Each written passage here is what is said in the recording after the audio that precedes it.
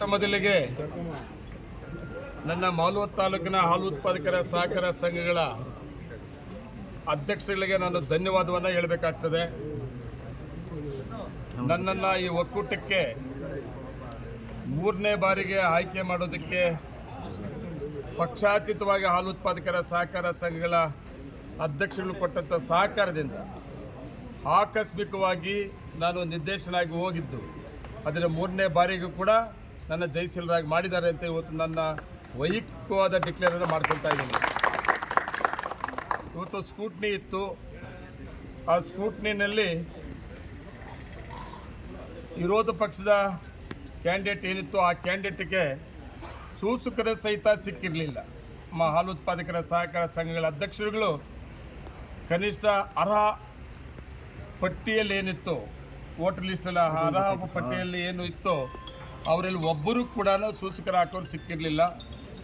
ವಿರೋಧ ಪಕ್ಷದವರು ಕರಡು ಮತದಾರ ಪಟ್ಟಿಯಲ್ಲಿದ್ದಂಥ ಅನರ್ಹ ಪಟ್ಟಿಯಲ್ಲಿದ್ದಂಥ ಒಬ್ಬರನ್ನು ಸೈನ್ ಹಾಕಿ ಅಪ್ಲಿಕೇಶನ್ ಹಾಕಿದರು. ಅದು ಇವತ್ತು ರಿಜೆಕ್ಟ್ ಆಗಿದೆ. ನಂದು ಸಿಂಗಲ್ ಅಪ್ಲಿಕೇಶನ್ಸ್ ಆಗಿದೆ. ಅದರಿಂದ ನಾನು ನಮ್ಮ ತಾಲೂಕಿನ ಜನತೆಗೆ ಮತ್ತು ಹಾಲು ಉತ್ಪಾದಕರ ಸಹಕಾರ ಸಂಘ ಅಧ್ಯಕ್ಷರಿಗೆ ಧನ್ಯವಾದ ಹೇಳೋ ಜೊತೆಗೆ ಮತ್ತು ನಮ್ಮ ಕೋಲಾರ ಒಕ್ಕೂಟ ಕೋಲಾರ ಜಿಲ್ಲೆ ಇವತ್ತು ಅಪ್ಲಿಕೇಶನ್ಸ್ ಸ್ಕೂಟ್ನಿ ಫೈನಲ್ ಆಗಿದೆ. ಎಲ್ಲ ಕಾಂಗ್ರೆಸ್ಸಿನ ಅಭ್ಯರ್ಥಿಗಳು ಗೆಲ್ಲಬೇಕಾಗ್ತದೆ. ಅವರಿಗೆಲ್ಲ ನಮ್ಮ ಕಾಂಗ್ರೆಸ್ಸಿನ ನಾಯಕರುಗಳೆಲ್ಲರೂ ಕೂಡ ಸಹಕಾರವನ್ನು ಕೊಡಬೇಕಾಗ್ತದೆ. ವಿಶೇಷವಾಗಿ ನನ್ನ ಮಾಲೂರು ತಾಲೂಕಲ್ಲಿ ಕೂಡ ಇವತ್ತೇನು ಕೋಲಾರ ಜಿಲ್ಲೆ 13ರಲ್ಲಿ 1 ಕ್ಲಿಯರ್ ಆಗಿದೆ. ಇನ್ನೂ 1 ಕಸ್ಬಾ ಇದೆ. ಕಸ್ಬಾ ಅಭ್ಯರ್ಥಿ ಶ್ರೀನಿವಾಸ್ ಅವ್ರನ್ನು ಕೂಡ ಅದೇನೇ ಆಗಲಿ ಗೆಲ್ಲಿಸ್ಕೊಂಬರ್ತೇನೆ.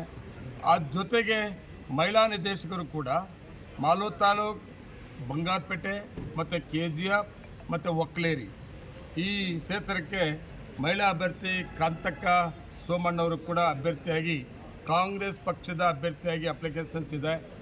ಅವರು ಕೂಡ ಇವತ್ತು ಸ್ಕೂಟ್ನಿಯಲ್ಲಿ ಅಕ್ಸೆಪ್ಟ್ ಆಗಿದೆ.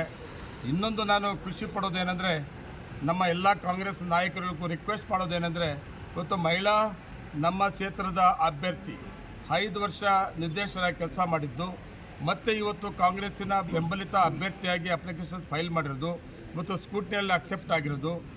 ನಾನು ನಮ್ಮ ನಾಯಕರಿಗೆ ಹೇಳ್ತೇನೆ, ಇವತ್ತು ಇನಾಮಿನೇಷನ್ ಆಗ್ತದೆ. ಇವತ್ತು ನಂದು ಒಬ್ಬಂದು ಇವತ್ತು ಇನಾಮಿನೇಷನ್ ಆಗಿದೆ ಅಂತ ಖುಷಿ ಪಡುವಂಥದ್ದೆಲ್ಲ.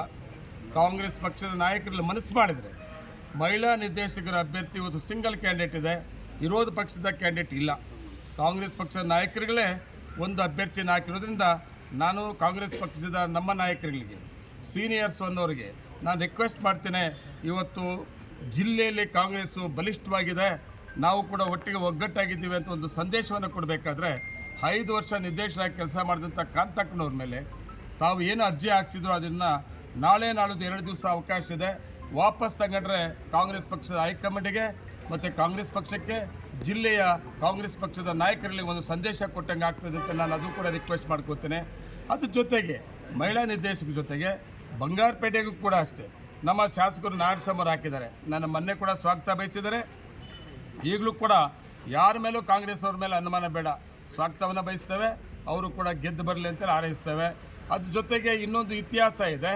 ಎಂ.ಇ. ಕೃಷ್ಣಪ್ಪನವರು ಅಂತ ನಮ್ಮ ದೇಶದಲ್ಲಿ ಹೆಸರು ಮಾಡಿದಂಥವ್ರು, ನಮ್ಮ ರಾಜ್ಯ ನಾಯಕರುಗಳಾಗಿ, ರಾಷ್ಟ್ರೀಯ ನಾಯಕರುಗಳಾಗಿ, ಕೇಂದ್ರ ಮಂತ್ರಿಗಳಾಗಿ ಅವರು ಮಾಡಿದಂಥ ಹೆಸರು ಇವತ್ತು ನಾವೇನಾದರೂ KMF ಇದೆ ಅಂದರೆ ಎಂ.ಇ. ಕೃಷ್ಣಪ್ಪನವ್ರು ನಾವು ತಿಳ್ಕೊಳ್ಳೇಬೇಕಾಗ್ತದೆ.